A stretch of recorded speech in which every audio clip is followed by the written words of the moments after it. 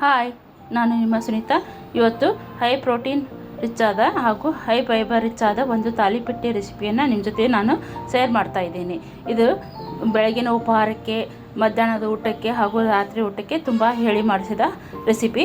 ಮೊದಲಿಗೆ ಇಲ್ಲೊಂದು ನಾನು 1 ಚಮಚದಷ್ಟು ಜೋಳದ ಹಿಟ್ಟು ತೊಗೊಂಡಿದ್ದೀನಿ ರೀ, ಹಾಗೂ 2 ಕಪ್ನಷ್ಟು ಅಕ್ಕಿ ಹಿಟ್ಟು ತೊಗೊಂಡಿದ್ದೀನಿ, 1/4 ಕಪ್ನಷ್ಟು ಕಡಲೆಬೇಳೆ ಹಿಟ್ಟನ್ನು ತೊಗೊಂಡಿದ್ದೀನಿ, ಹಾಗೂ ತುರಿದಿದ ಸೌತೆಕಾಯಿ, ಗಜ್ಜರಿ ಹಾಗೂ ಉಳ್ಳಾಗಡ್ಡಿ, ಪಾಲಕ್ ಸೊಪ್ಪು, ಕಟ್ ಮಾಡಿದ್ದ ಪಾಲಕ್ ಸೊಪ್ಪು ಹಾಗೂ ಸೋರೆಕಾಯಿ ಎಲ್ಲವನ್ನು ಹಾಕಿ ನಾನು ಮಿಕ್ಸ್ ಮಾಡಿದ್ದೀನಿ ರೀ. ಹಾಗೂ ಅಜ್ವಾನ 1 ಚಮಚದಷ್ಟು ಅಜ್ವಾನ ಕೈಲೇ ಕ್ರಷ್ ಮಾಡಿ ಹಾಕಿದ್ದೀನಿ ರೀ.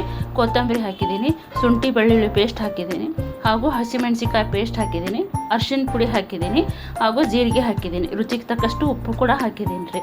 ಇದನ್ನು ಸ್ವಲ್ಪ ನೀರು ಹಾಕ್ತಾ ಚೆನ್ನಾಗಿ ಕಲಿಸ್ಕೋಬೇಕು.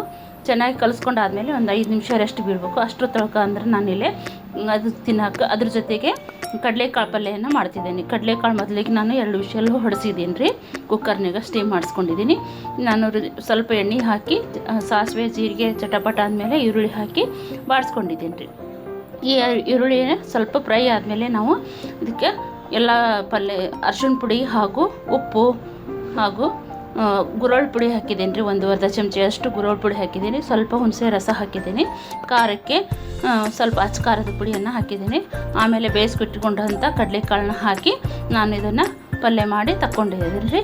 ಆಮೇಲೆ ನೆಕ್ಸ್ಟ್ 5 ನಿಮಿಷ ಆದಮೇಲೆ ನಾನು ತಾಲಿಪಟ್ಟಿಯನ್ನು ಮಾಡೋಕ್ಕೆ ಚಾಲೂ ಮಾಡಿದೆ ರೀ.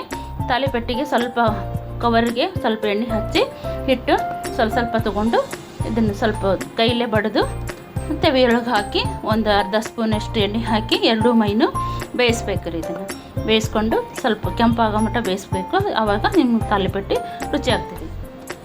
ನೀವು ಇದೇ ಥರ ಹೆಲ್ದಿಯಾದ, ರುಚಿಕರವಾದ, ಟೇಸ್ಟಿಯಾದ ತಾಲಿಪಟ್ಟಿಯನ್ನು ನಿಮ್ಮ ಮನೆಯಲ್ಲಿ ಮಾಡಿಕೊಂಡು ತಿನ್ನಿ. Thank you for watching video.